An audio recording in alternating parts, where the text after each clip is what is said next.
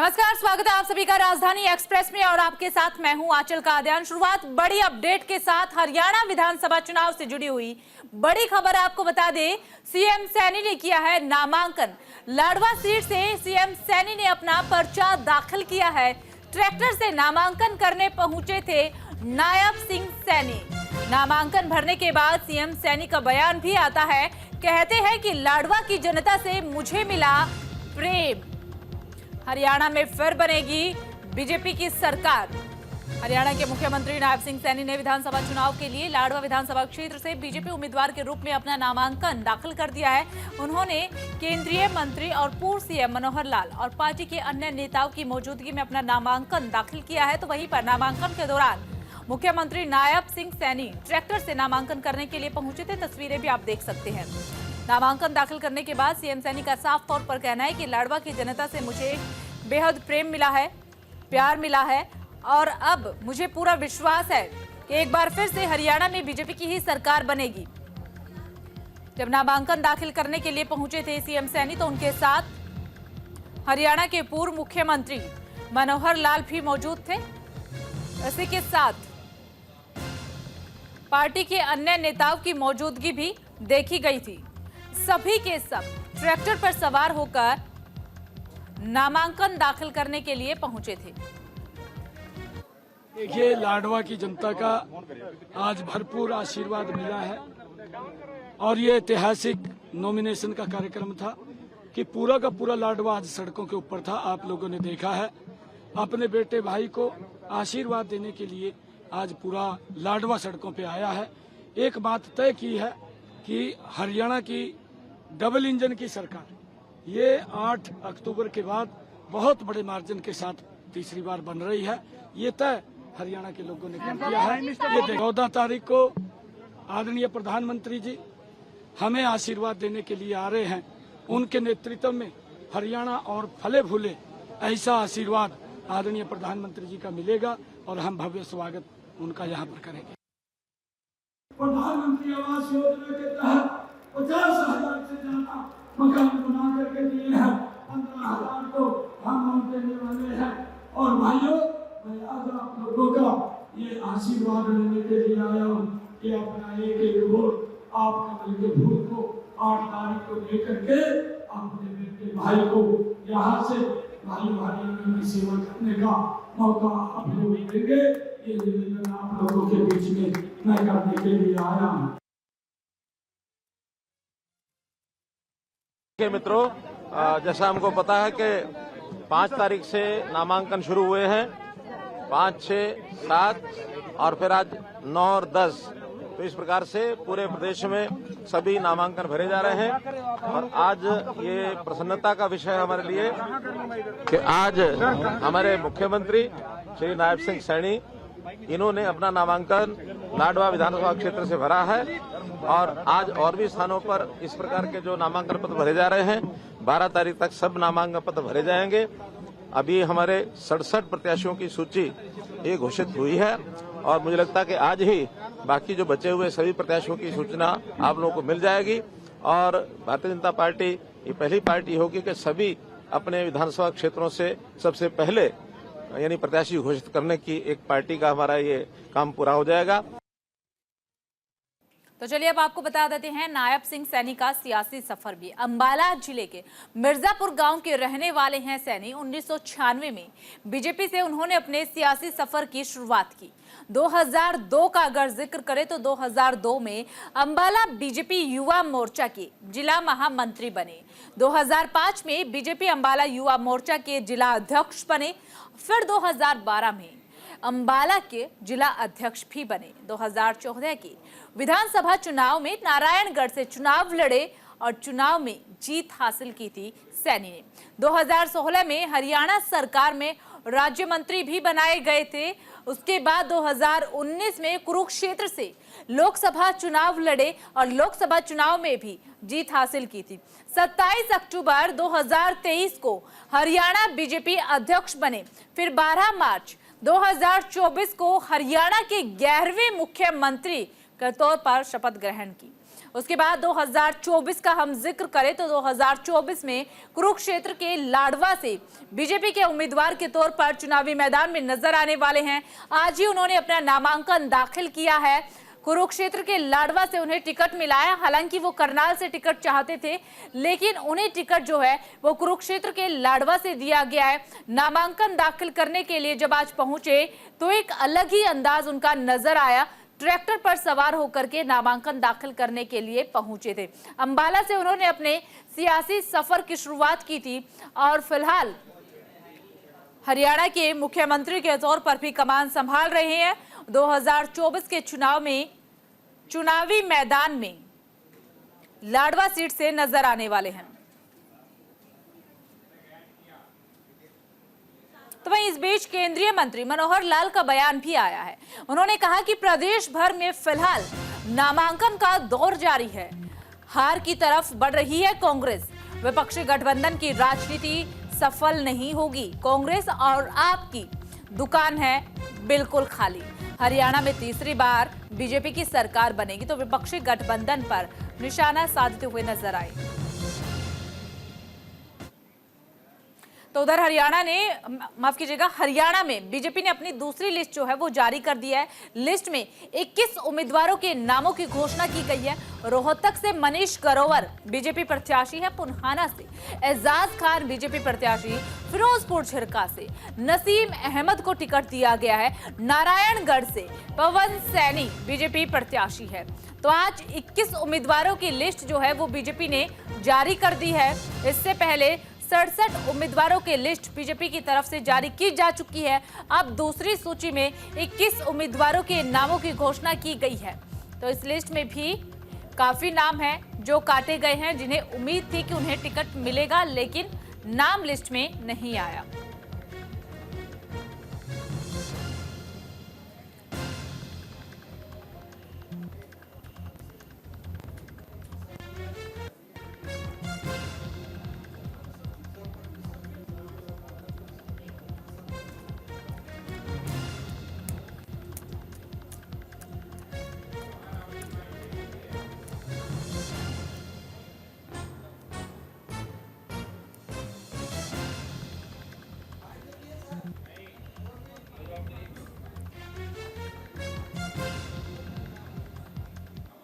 तो हरियाणा विधानसभा चुनाव को लेकर के हलचल तेज है। ऐसे में बीजेपी ने अपनी दूसरी लिस्ट जो है वो जारी कर दी है।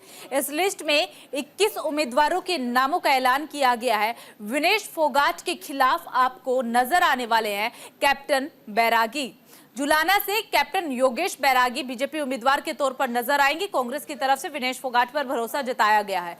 रोहतक का अगर जिक्र करें तो रोहतक से मनीष ग्रोवर बीजेपी प्रत्याशी के तौर पर नजर आने वाले हैं। पुन्हाना से एजाज खान को टिकट मिला है। फिरोजपुर झिरका से नसीम अहमद को टिकट दिया गया है। नारायणगढ़ से पवन सैनी बीजेपी प्रत्याशी के तौर पर नजर आने वाले। एक बार फिर से पवन पर भरोसा जो है वो बीजेपी ने जताया है। नूह से संजय सिंह बीजेपी उम्मीदवार रहने वाले हैं। पटौदी से बिमला चौधरी को बीजेपी उम्मीदवार के तौर पर आप देख पाएंगे। डबवाली से सरदार बलदेव सिंह को टिकट मिला है तो बावल से कृष्ण कुमार को टिकट दिया गया है। बड़खल से धनेश अदलखा को बीजेपी की तरफ से उम्मीदवार बनाया गया है। हतीन से मनोज श्रावत बीजेपी प्रत्याशी के तौर पर आपको चुनावी मैदान में नजर आने वाले हैं। होडल से हरिंदर सिंह राम रत्न बीजेपी प्रत्याशी आपको नजर आएंगे। एलानाबाद, जिसका जिक्र अक्सर होता है और सबसे खास सीट मानी जाती है, हर किसी की नजर इस सीट पर टिकी रहती है। एलानाबाद से अमीर चंद मेहता को टिकट दिया गया है। पुंडरी से सतपाल को टिकट दिया गया है। असम से योगेंद्र राणा पर भरोसा जताया गया है। गन्नौर से देवेंद्र कौशिक पर भरोसा जताया गया है। राय से कृष्ण गहलावत बीजेपी उम्मीदवार के तौर पर नजर आने वाले हैं। बड़ौदा से प्रदीप सांगवान बीजेपी उम्मीदवार के तौर पर नजर आएंगे। पिहोवा से जय भगवान शर्मा बीजेपी प्रत्याशी के तौर पर नजर आने वाले हैं। अब तक बीजेपी की तरफ से 88 सीटों पर अपने उम्मीदवारों की घोषणा की जा चुकी है। आज दूसरी लिस्ट जारी की थी, जिस लिस्ट में 21 उम्मीदवारों के नामों की घोषणा की गई है। इससे पहले जो लिस्ट जारी की गई थी उसमें 67 उम्मीदवारों के नामों का ऐलान किया गया था, यानी कि कुल 88 उम्मीदवारों की घोषणा जो है वो बीजेपी कर चुकी है। तो फिलहाल जो लिस्ट आप देख रहे हैं ये आज जो बीजेपी की तरफ से जारी की गई है, इस लिस्ट में 21 उम्मीदवारों के नाम दर्ज है। तो इसी बीच हरियाणा चुनाव से जुड़ी हुई एक और बड़ी खबर मिल रही है। आम आदमी पार्टी ने भी अपने उम्मीदवारों की दूसरी सूची जारी कर दी है। इस सूची में 9 उम्मीदवारों के नाम शामिल है। पहली सूची में 20 उम्मीदवारों की घोषणा की गई थी। आज दूसरी लिस्ट जो है वो आम आदमी पार्टी की तरफ से जारी की जा चुकी है। हरियाणा में होने वाले विधानसभा चुनाव के लिए आम आदमी पार्टी ने आज अपनी दूसरी लिस्ट जारी की है। इस लिस्ट में 9 उम्मीदवारों के नाम घोषित किए गए हैं। पार्टी ने सढौर से रीता बामनिया को टिकट दिया है। थानेसर से कृष्ण बजाज को टिकट मिला है। इंद्री से हवा सिंह, रतिया से मुख्तियार सिंह, बाजीगर आदमपुर से एडवोकेट भूपेंद्र बेनीवाल को टिकट मिला है। बरवाला से प्रोफेसर छत्रपाल सिंह को उम्मीदवार बनाया गया है। तो अब आम आदमी पार्टी की तरफ से भी अपनी लिस्ट जारी की जा चुकी है। ये दूसरी लिस्ट है जो बीजेपी ने जारी की है। अब आपको बता देते हैं कि फिलहाल का क्या कुछ आंकड़ा है विधानसभा चुनाव का। कांग्रेस के पास 42 सीटें हैं।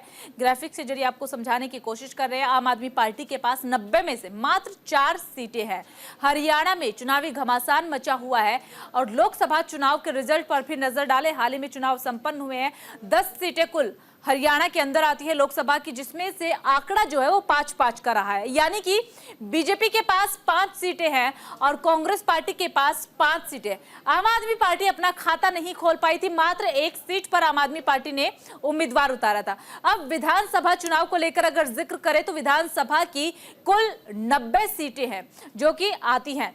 इसमें से बीजेपी के पास 44 सीटें हैं, आम आदमी पार्टी के पास मात्र 4 सीटें हैं।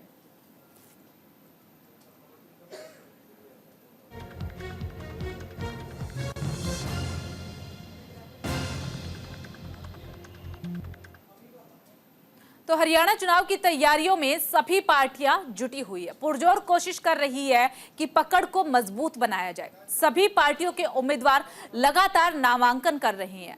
यमुनानगर की जगाधरी विधानसभा से आजाद समाज पार्टी के उम्मीदवार ने आज पर्चा दाखिल किया है। डॉक्टर अशोक कश्यप ने जगाधरी विधानसभा से अपना नामांकन दाखिल कर दिया है। इस बीच हमारी सहयोगी वीना अरोड़ा ने प्रत्याशी डॉक्टर अशोक कश्यप से खास बातचीत की है। सुनिए क्या कुछ कहा है। 5 अक्टूबर को चुनाव है और 8 अक्टूबर को नतीजे आने हैं। जो हरियाणा विधानसभा की राजनीति है वो पूरी तरह से गरमाई हुई है। सभी पार्टियों के जो प्रत्याशी हैं अपना नामांकन भरने के लिए पहुंच रहे हैं। हमारे साथ आज मौजूद हैं आज़ाद समाज पार्टी के अशोक कश्यप जो अपना नामांकन भरने के लिए आए हैं। उनसे बातचीत करते हैं कि वो जनता के बीच जाएंगे और किस तरह के मुद्दे होंगे जिनको लेकर जनता के बीच जाएंगे। अशोक जी, आपका स्वागत है न्यूज़ इंडिया चैनल पर। आपके चैनल का मैं बहुत बहुत धन्यवाद करता हूं। आप जनता के बीच जाएंगे, आज़ाद समाज पार्टी के आप एक यहाँ पर अकेले उम्मीदवार हैं, तो किस तरह के जो वादे हैं जनता के बीच जो आप लेकर जाएंगे? सबसे पहले तो यहाँ पे बेरोज़गारी बहुत ज़्यादा है। मैं बेरोज़गारी को दूर करने की यहाँ पे कोशिश करूँगा। और नशा यहाँ पे बहुत ज़्यादा बढ़ गया है। जो नए नए बच्चे, युवा बच्चे हैं वो नशे में हिल गए हैं और नशे को जड़ से ख़त्म करने की कोशिश करूँगा। और यहाँ जो स्कूल तो हैं लेकिन वहाँ पे टीचर नहीं है और बड़े बड़े हॉस्पिटल हैं, यहाँ डॉक्टर नहीं है। इन सब की तरफ मेरा ध्यान रहेगा।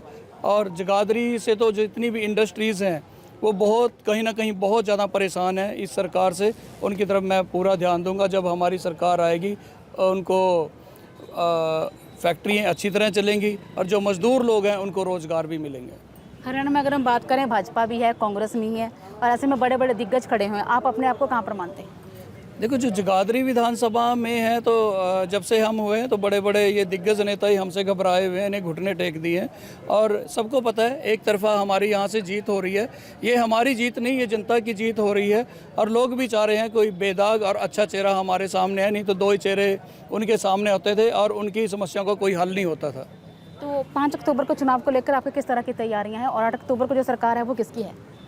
देखो, 5 अक्टूबर को जो इलेक्शन है वो नतीजे जो हैं वो तो अभी आपको दिखने शुरू हो गए हैं।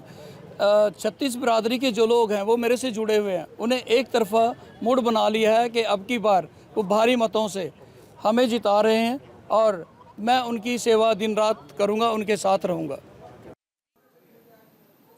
चलिए खबरों में आगे बढ़ते हैं। हरियाणा के जुलाना विधानसभा सीट पर कांग्रेस पार्टी ने पहलवान विनेश फोगाट को अपना उम्मीदवार बनाया है।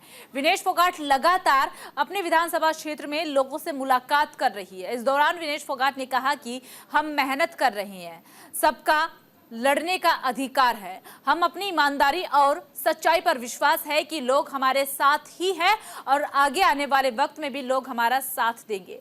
मैं लोगों के बीच में हूं, मेरे लिए ये बेहद खुशी की बात है कि लड़कियां मुझे प्रेरणा स्रोत मान रही हैं।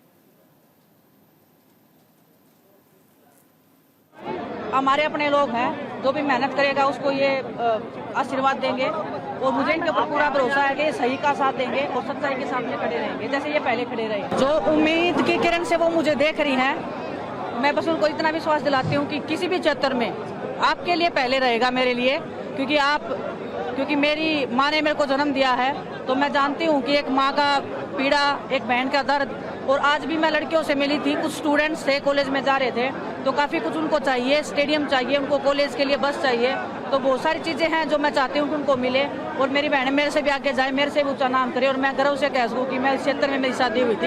यहाँ की बहनें हैं, जो यहाँ की जो माताएँ हैं, वो अपनी बेटियों के लिए, अपने बेटों में फ़र्क नहीं करती हैं और उनको आगे बढ़ाने में हेल्प करती हैं। तो इस बीच हरियाणा चुनाव से जुड़ी हुई बड़ी खबर मिल रही है। जेजेपी एएसपी गठबंधन की दूसरी लिस्ट जारी हो चुकी है। 12 उम्मीदवारों के नामों का ऐलान किया गया है। गढ़ी सांपला से सुशील देशवाल को टिकट दिया है। भूपेंद्र हुड्डा के खिलाफ करेंगी चुनाव प्रचार। तो ये बड़ी अपडेट इस वक्त आपको बता रहे हैं। हरियाणा में नामांकन की अंतिम तारीख 12 सितंबर है। ऐसे में हरियाणा के लिए राजनीतिक पार्टियों की लिस्ट लगातार जारी हो रही है। सिलसिला जो है वो तेज हो चुका है। आम आदमी पार्टी के बाद अब जेजेपी एएसपी गठबंधन ने भी आज हरियाणा के लिए 12 उम्मीदवारों की जो दूसरी लिस्ट है वो जारी कर दी है। इसमें जेजेपी के 10 और एएसपी के 2 उम्मीदवारों का नाम शामिल बताया जा रहा है। इस सूची में हल्का गढ़ी सांपला की लोई से रोहतक बार एसोसिएशन की सह सचिव सुशील देशवाल को उम्मीदवार बनाया गया है। पार्टी का दावा है कि जननायक जनता पार्टी के उम्मीदवार कांग्रेस और भारतीय जनता पार्टी पर भारी पड़ेंगी।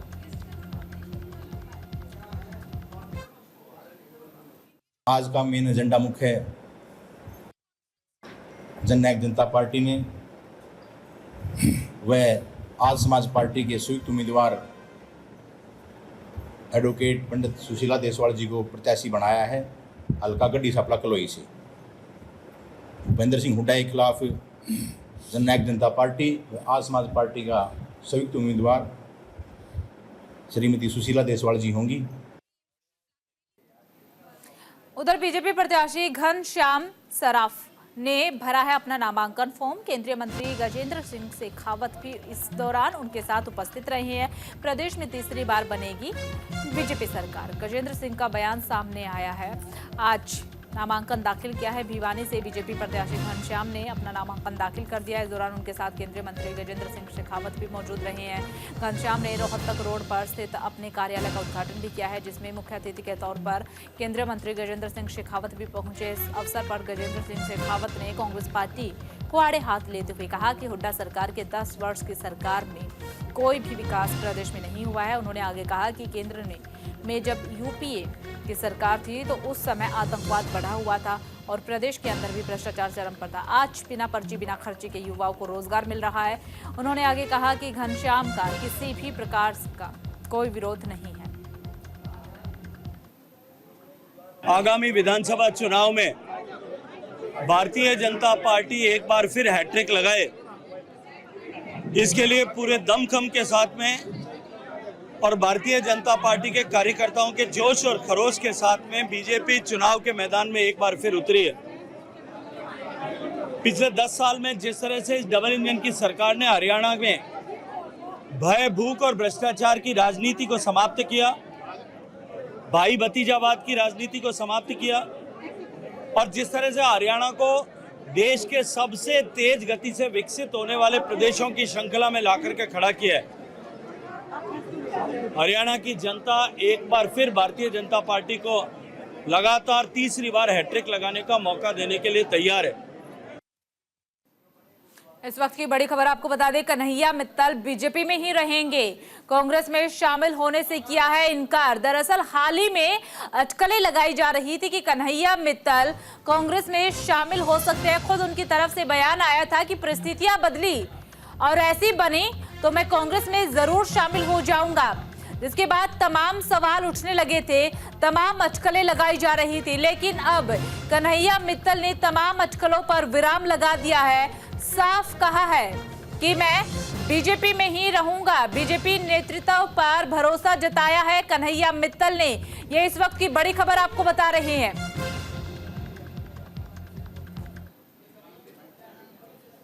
डिस्टर्ब हुए और पिछले 2 दिनों से मुझे ये एहसास हुआ कि मेरे सभी सनातनी भाई बहन और खासकर भाजपा का शीर्ष नेतृत्व मुझे इतना प्यार करता है और इतनी चिंता करता है।